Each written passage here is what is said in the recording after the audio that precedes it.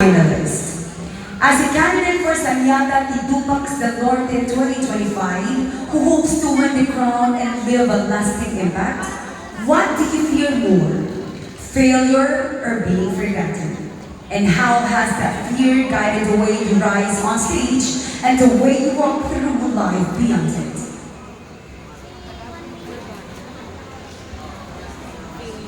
We will translate it in Tagalog. Bilang isang kandidata ng Sanyata Tidupax del Norte 2025 na umaasang makoronahan at mag-iwan ng makabuluhang alaala, alin ang mas kinatatakutan mo?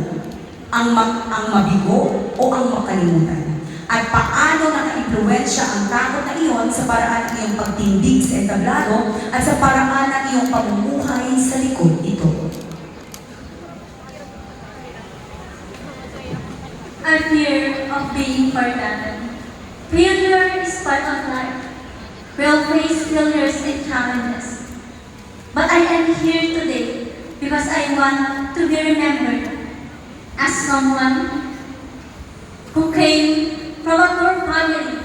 But I am here thriving and doing my best to be remembered as Sanyata Tidupax del Norte 2025 na nakaya niya at kakayanin niya. At alam ko kung kaya ko, kaya niyo rin. Thank you.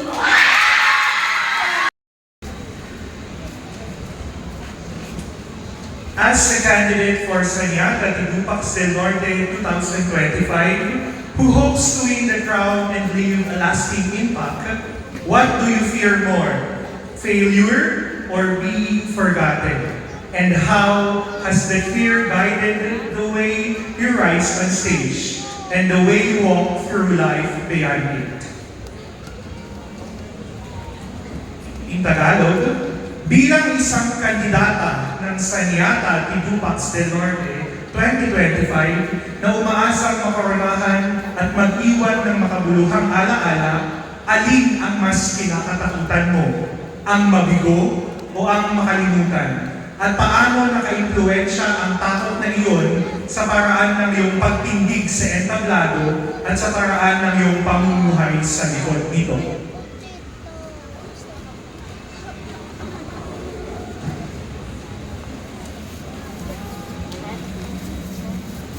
Thank you for the question.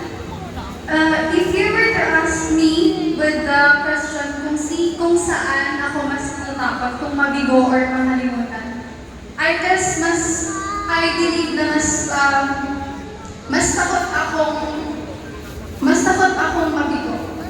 I wanna took this chance to thank my barangay for choosing me and for believing me na lumaban dito kasi may tiwala sila sa akin. And about dun sa mabigo, siguro natatakot ako na I give all my efforts, I did my hard work, binigay ko lahat, and sana hindi ko sila naligo sa part na yun.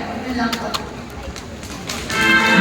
Thank you, Sanyata. Number 7. So the question will be flashed on our LED wall in English and in Tagalog. As a candidate for Sanyata Tidupax del Norte 2025, who hopes to win the crown and leave a lasting impact, what do you fear more? Failure or being forgotten? And how has that fear guided the way you rise on stage and the way you walk through life beyond it? In Tagalog, bilang isang kandidata ng Sanyata Tidupax del Norte 2025 na umaasang makoronahan at mag-iwan ng makabuluhang alaala, alin ang mas kinakatakutan mo? Ang mabigo o ang makalimutan? At paano naka-impluwensya ang takot na yun sa paraan ng iyong pagtindig sa entablado at sa paraan ng iyong pamumuhay sa likod nito?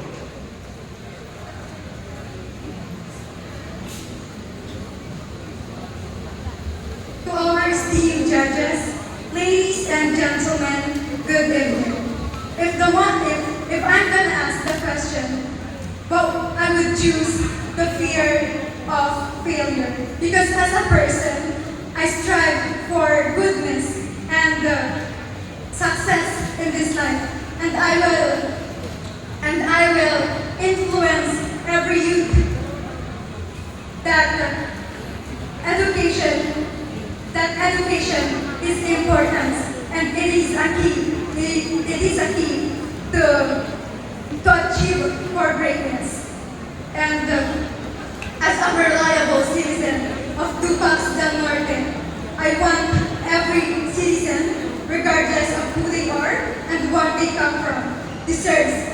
equal access in everything that they do. That would be all. Thank you. Thank you, Sanyata Tibino. For Sanyata Tidupax del Norte 2025, who hopes to win the crown and leave a lasting impact, what do you fear more? Failure or being forgotten? And how has the fear guided the way you rise on stage and the way you walk through life beyond it? And in Tagalog, bilang isang kandidata ng Sanyata Tidupax del Norte 2025 na umaasang makoronahan at mag-iwan ng makabuluhang alaala, alin ang mas kinatatakutan mo? Ang mabigo o makalimutan? At paano naka-impluwensya ang takot na iyon sa paraan ng iyong pagtindig sa entablado at sa paraan ng iyong pamumuhay sa likod nito? For me, I fear more to be forgotten. I want to be a Sanyata Tidupax del Norte. I prefer to be failed and not forgotten. Because not every time you will win in your life. And failure is just the spices of our life. And for me, it is much better to fail because even in the darkness, there is always the light that will shine. Even if I have the faith to see that light. And to be forgotten, I don't want that because I want to leave a legacy here in our municipality that I am a candidate who advocate for our farmers and that I want youth empowerment to be inspired and to uplift each and every one of us because I don't want to be forgotten because I want to embrace a community where understanding is fostered. Together, do not let that failure put you let down. Rather stand up. Always strive for success. And even if you fail, always remember that there is hope. And if I will not win tonight, it's okay because I still have my advocacy that I want to share for the betterment of our community, Dupax del Norte. That's why Dupax del Norte, let us work, let us promote and foster a community where understanding and love, respect, and dignity is valued. That would be all. Thank you. In English and in Tagalog. As the candidate for Sanyata Tidupax del Norte 2025, who hopes to win the crown and leave a lasting impact, what do you fear more? Failure or being forgotten?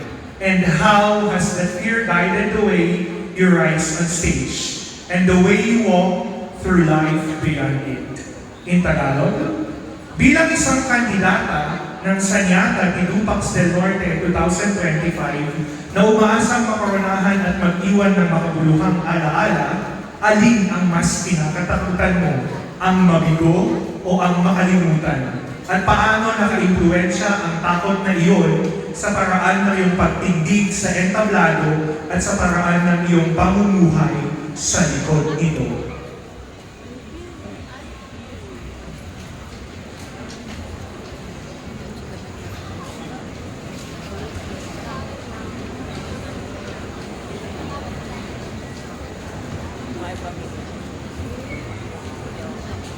As your Sanyata Tidupax del Norte, I will accept to be failed than to be forgotten. Because failure means an opportunity to grow and to take the next step and to grow. Failure means the opportunity to grow, which I can use to be better when another opportunity comes.